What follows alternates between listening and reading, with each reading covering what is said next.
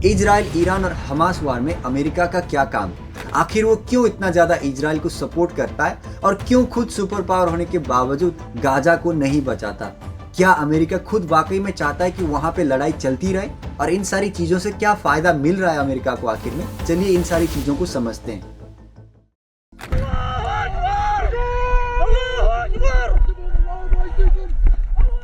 7 अक्टूबर 2023 को हमास और इजराइल के बीच शुरू हुई लड़ाई अब इजराइल और ईरान के बीच एक खूनी जंग का रूप ले चुकी है।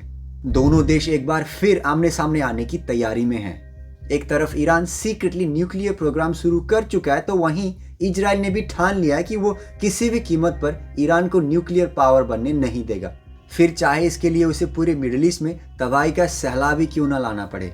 इजराइल के farmer defence minister Yoav Gallant कहते हैं कि ईरान और इजराइल के बीच इस युद्ध का दूसरा दौर शुरू हो सकता है और वहां पे इजरायली हमले कितने घातक होंगे उसका फैसला भी जल्दी हो जाएगा। वहीं दूसरी तरफ इजराइल की धमकी के साथ ही गाजा में एक बार फिर से डर का माहौल है, क्योंकि इस जंग में सबसे ज्यादा किसी ने जुल्म सहा है तो वो गाजा ही है। गाजा इजरायली हमले के चलते पूरी तरह से खंडर बन चुका है। लाखों लोग अपनी जान गंवा चुके हैं और जो लोग वहां पे हैं वो भी भूख, प्यास और दवाओं के लिए तरस रहे हैं, तिल तिल कर अपनी जिंदगी जी रहे हैं। और एक बार फिर पूरी दुनिया की नजरें मिडिल ईस्ट पर आकर थम गई है। लेकिन एक सवाल जो शुरू से ही बना हुआ है कि अमेरिका बार बार इस जंग में क्यों कूद रहा है और वो इजराइल को इतना सपोर्ट क्यों कर रहा है और इन सारी चीजों से उसका खुद का फायदा क्या हो रहा है। कहानी 1967 से 1973 के बीच में शुरू होती है, जब इजराइल अपने अरब नेबर्स जॉर्डन, सीरिया और इजिप्ट के साथ लड़ाई कर रहा था। लेकिन इजराइल उस वक्त इतना मजबूत नहीं था कि वो अकेले इन सारी कंट्रीज का सामना कर सकें। तो वहीं अमेरिका बीच में कूद आता है, क्योंकि 1948 में इजराइल को एज अ कंट्री रिकॉग्नाइज करने वाला पहला देश अमेरिका ही था। तब के प्रेसिडेंट हैरी एस ट्रूमन दुनिया के पहले नेता थे जिसने इजराइल को एज अ कंट्री मान्यता दी थी। इसलिए अमेरिका ने उस वॉर में इजरायली आर्म्ड फोर्सेस को खुलकर सपोर्ट किया था। उन्हें हथियार, पैसे और जो कुछ भी उन्हें चाहिए था वो सब कुछ दे दिया गया, जिसकी वजह से इजराइल ने इजिप्ट के एक बड़े से हिस्से पर कब्जा कर लिया था। लेकिन अमेरिका की इस हरकत से मिडिल ईस्ट नाराज हो गया और ओपेक का तेल जो है वो बंद कर दिया गया। ओपेक यानी कि organisation of the petroleum exporting countries, जिनमें गल्फ देश शामिल हैं। और तब जाके अमेरिका को एहसास हुआ कि मिडिल ईस्ट से दोस्ती जो है वो बहुत जरूरी है और इसके लिए अमेरिका ने मिडिल ईस्ट और इजराइल के बीच शांति समझौते की चाल चली, ताकि वो एक्चुअल में सोवियत यूनियन को इन सारी चीजों से साइड कर सकें और अरब कंट्रीज को ये दिखा सकें कि इजराइल से अगर कुछ मनवाना है तो उसका रास्ता वॉशिंगटन डीसी होकर जाता है। यानी अमेरिका खुद को सबसे ऊपर दिखाने की कोशिश कर रहा था, जिसमें वो कामयाब भी हो रहा था। और 1978 में कैंप डेविड समझौता होता है इजराइल और इजिप्ट के बीच, और वहाँ पे थोड़ी सी पीस देखने को मिलती है। और इन सारी हरकतों की वजह से, इन सारी एक्टिविटीज़ की वजह से मिडिल ईस्ट में अमेरिका एज ए लीडर उभर जाता है, जो कि वो एक्चुअल में चाहता था। यहाँ से अमेरिका के सुप्रीम लीडर बनने के सपने की जैसे शुरुआत सी हो गई थी। पर इसके बीच थे ईरान और इराक, अमेरिका के दो दुश्मन जो उसे मात देने की कोशिश कर रहे थे। इसलिए अमेरिका ने इन दोनों को एक साथ टारगेट करने के लिए पूरे मिडिल ईस्ट को इकट्ठा करना शुरू किया। लेकिन पूरे मिडिल ईस्ट को इकट्ठा करने के लिए अमेरिका को एक दुखती रग यानी कि सोर स्पॉट की जरूरत थी, जो कि उसे पैलेस्टीन के रूप में जल्द ही मिल जाती है। सोर स्पॉट यानी कि ऐसी चीजें या फिर ऐसे सब्जेक्ट्स जिससे आप इजीली हर्ट हो जाते हैं, क्योंकि वो आपके लिए बहुत ही सेंसिटिव है।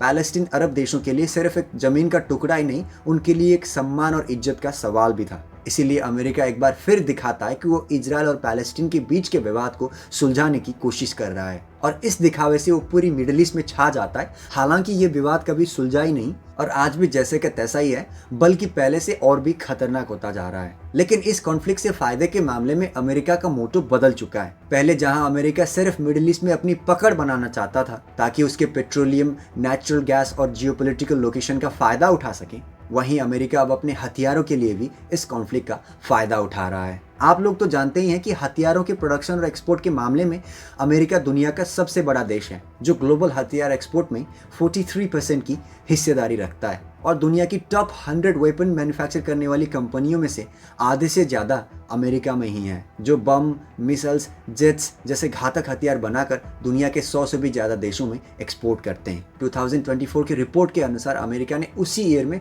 $318.7 बिलियन की हथियार की एक्सपोर्ट की है और उन हथियार लेने वाले देशों में से सबसे ऊपर नाम आता है इजराइल का। इजराइल ने 7 अक्टूबर 2023 से अगस्त 2024 तक अमेरिका से 27,100 से ज़्यादा अलग अलग तरह के बॉम्ब इंपोर्ट करवाए। सिर्फ बॉम्ब ही नहीं, उसने 50 F-15 फाइटर जेट, 33,000 टैंक के गोले, 30,000 एडवांस मीडियम रेंज मिसाइल्स और 50,000 मोटर के गोले भी मंगवाए। इनके अलावा अमेरिका की तरफ से 14,000 MK-84 बम भेजा गया और इस बम का वजन मैं आपको बता दूं कि 907 किलोग्राम होता है। यूं तो ये एक जनरल पर्पस बम है, लेकिन जब वार होता है तो गजब की तबाही इससे देखने को मिलती है। इसी तरह से 6,500 अमेरिकन MK-82 बम इजरायली आर्म फोर्सेस को मिले थे। लिस्ट यहाँ पे बहुत लंबी है।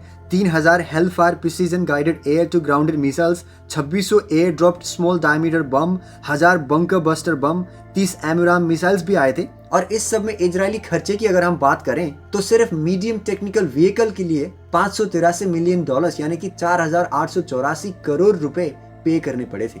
एमराम मिसाइल्स के लिए $102 मिलियन यानी कि 854 करोड़ रुपए की डील हुई थी। 50,000 मोटर के गोलों के लिए $61 मिलियन यानी कि 511 करोड़ रुपए की डील हुई थी, जबकि F-15 फाइटर जेट्स के लिए $18.8 बिलियन यानी कि 1.57 लाख करोड़ अमेरिका को उसे देना पड़ा था। टोटल अमाउंट कई हजार करोड़ पर जाकर खत्म होगा और शायद खत्म हो भी ना, क्योंकि जिस तरह से जंग अभी जारी है उसी तरह इजराइल में अमेरिकी हथियारों का आना भी जारी है। अब जाहिर सी बात है, जब अमेरिका को इजराइल के रूप में जब इतना बड़ा हथियार इंपोर्टर देश मिल रहा है तो उसको वो खोना तो नहीं चाहेगा। इसीलिए अमेरिका भी समय समय पर इजराइल को प्रोवोक करके उसके साथ खड़े होने का दिखावा करता है। साथ ही जरूरत पड़ने पर उसे फाइनेंशियली हेल्प भी करता है। जैसे 2024 में जब ये लड़ाई अपनी पीक पर थी तब अमेरिका ने इजराइल को 1.42 लाख करोड़ रुपीस का मिलिट्री पैकेज दिया था। लेकिन ऐसा नहीं है कि वो इजराइल का साथ देते देते वो गाजा और पैलेस्टीन को भूल जाएं, बल्कि उसकी वहां भी मदद का ढोंग जो है वो जारी रहता है। अमेरिका कभी खाने की मदद भेजता है तो कभी मेडिकल की,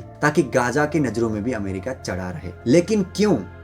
इसका जवाब खुद अमेरिकन प्रेसिडेंट डोनाल्ड ट्रंप ने दिया है। दरअसल फरवरी 2025 में डोनाल्ड ट्रंप ने इजराइल और पैलेस्टीन के बीच शुरू हुई इस वार पर एक सुझाव दिया था कि अमेरिका गाजा पर कब्जा कर सकता है और उस पर उसका अधिकार जमा सकता है। जी हाँ, कब्जा।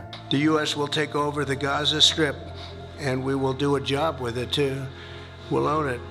इसे सुझाव ना कहकर बयां कहें तो ज्यादा अच्छा है, क्योंकि ट्रंप ने खुद कहा कि गाजा इजराइल द्वारा अमेरिका को सौंप दिया जाएगा और यहाँ जो लोग रह रहे हैं उन्हें दोबारा से बसाया जाएगा और वापस लौटने का और कहीं और जाने का उनके पास कोई ऑप्शन नहीं रहेगा। मतलब साफ है कि अमेरिका इजराइल को हथियार और फाइनेंशियल सपोर्ट दे रहा है ताकि वो गाजा पर यूं ही अटैक करता रहे और गाजा एक दिन इतना कमजोर हो जाए कि वो इजराइल के हाथ में आए और वहां से होते होते वो अमेरिका के हाथ में चला जाए। और उसके बाद अमेरिका उसे अपने तरफ से डिजाइन करेगा, जिसका ऐलान ट्रंप ने अपनी स्पीच में भी किया है। उनका कहना है कि वो गाजा को रिक्रिएट करना चाहते हैं, चाहे उसके लिए उन्हें सबसे पहले वहां पे बचे कुचे हथियारों के टुकड़े को साफ ही क्यों ना करना पड़े। लेकिन अमेरिका गाजा को अपने हिसाब से चलाना चाहता है। हथियारों के टुकड़े साफ करने के बाद वहां पर पानी और लाइटिंग की मरम्मत होगी और फिर स्कूल्स, हॉस्पिटल्स और दुकानों को दोबारा बनाया जाएगा। मतलब उन्होंने गाजा का पूरा फ्यूचर प्लान रिक्रिएट किया है, लेकिन उनके इस प्लान में रुकावट है रशिया, यूनाइटेड नेशंस और मिडिल ईस्ट के कंट्रीज। मिडिल ईस्ट के कंट्रीज ने उनके इस बयान को नकारा है, लेकिन Israeli prime minister Benjamin Netanyahu खुश होकर इस चीज का समर्थन कर रहे हैं। मतलब अमेरिका दोहरी चाल चल रहा है। एक तरफ से अमेरिका गाजा को कब्जाने का सपना देख रहा है, तो वहीं दूसरी तरफ से इजराइल के जरिए अपने सबसे बड़ा दुश्मन ईरान का नामो निशान मिटाने का सपना भी देख रहा है। ऐसा नहीं है कि अमेरिका और ईरान की दुश्मनी बहुत ज्यादा पुरानी है, बल्कि इजराइल और मिडिल ईस्ट के देशों के बीच हुए कॉन्फ्लिक्ट तक ये दोनों कंट्रीज काफी अच्छे दोस्त हुआ करते थे। टाइम मैं बता दूं, सिर्फ 1977 तक, क्योंकि तब तक ईरान को संभाल रहे थे अमेरिका के वफादार मोहम्मद रेजा शाह पहलवी। पर 1978-1979 आते आते यहाँ आयतुल्ला रुहुल्लाह खुमैनी का शासन शुरू हो गया, जिन्होंने ईरानी क्रांति को लीड किया और ईरान को एक इस्लामिक रिपब्लिक कंट्री घोषित कर दिया। और यहीं से अमेरिका का ईरान के साथ रिश्ता जो है वो बिगड़ता चला गया, क्योंकि ईरान ने उसकी एम्बेसी पर कब्जा कर अमेरिकन डिप्लोमेट्स को कब्जा कर लिया था। इसके अलावा ईरान ने अमेरिका के दूसरे गल्फ देशों को भी भड़काना शुरू कर दिया था, जिस वजह से भी इनके रिश्ते में दरार पड़ गई। और इसी के तहत अब ईरान जो है वो अमेरिका का सबसे बड़ा दुश्मन बन चुका था, जिसे कमजोर करने के लिए अमेरिका ने गल्फ कोऑपरेशन काउंसिल की नींव रखी और अब वो इजराइल को हथियार और मदद सप्लाई कर रहा है ताकि ये जंग जो है वो उस टाइम पे जाके खत्म हो जब ईरान का इस धरती से नामो निशान मिट जाए। और कहीं ना कहीं ईरान ये बात जानता है कि इजराइल के पीछे छुपकर असल खेल अमेरिका खेल रहा है, तो वो भी खुलेआम इजराइल और अमेरिका को चुनौतियां दे रहा है, धमकियां दे रहा है। ईरान के पॉलिटिशियंस और धर्मगुरु अली हुसैनी खुमैनी ने कुछ समय पहले ही कहा था कि ट्रंप उनका कुछ नहीं बिगाड़ पाए और ना ही कुछ बिगाड़ पाएंगे, जबकि कुछ महीने पहले ही डोनाल्ड ट्रंप ने भी ये दावा किया था कि उन्होंने इजराइल और ईरान के बीच 12 दिनों का सीज फायर करवा दिया है। बावजूद इसके दोनों देशों के बीच बमबारी और गोलीबारी जारी रही और ईरान के विदेश मंत्री अब्बास अरगची ने तो ये भी कहा कि ईरान एक और जंग के लिए तैयार है और अगर इजराइल दोबारा हमला करता है तो उसे इस बार और मजबूत जवाब मिलेगा। वहीं आयतुल्लाह खुमैनी ने कहा कि ईरान के न्यूक्लियर साइट्स पर हमला करके यूएसए को कुछ भी हासिल नहीं हुआ। अमेरिकी प्रेसिडेंट के ईरान को पहुंचाए नुकसान की दावे बेबुनियाद हैं, बल्कि वो तो ये कहते हैं कि उन्होंने अमेरिका के one of the main sites पर हमला करके ये दिखा दिया कि वो एक्चुअल में क्या कर सकते हैं। असल में कुछ समय डोनाल्ड ट्रंप ने यह दावा किया था कि उन्होंने ईरान के परमाणु ठिकाने को तहस नहस कर दिया है, लेकिन ईरान की तरफ से इन सारी चीज़ों को नकार दिया गया है और ईरान उल्टा यूएसए और इजराइल को धमकियां दे रहा है कि वो उनकी साइट्स पर जाके हमला करेगा। लेकिन इतना तो तय कि अब इस जंग में इजराइल पर्दे के पीछे से गेम नहीं खेल पाएगा, उसे भी सामने आना ही होगा। और अगर ऐसा हुआ तो आने वाले टाइम में ये जंग कितनी खतरनाक रूप ले सकती है ये हम भी नहीं कह सकते, लेकिन एक डरावनी तबाही जरूर उठेगी।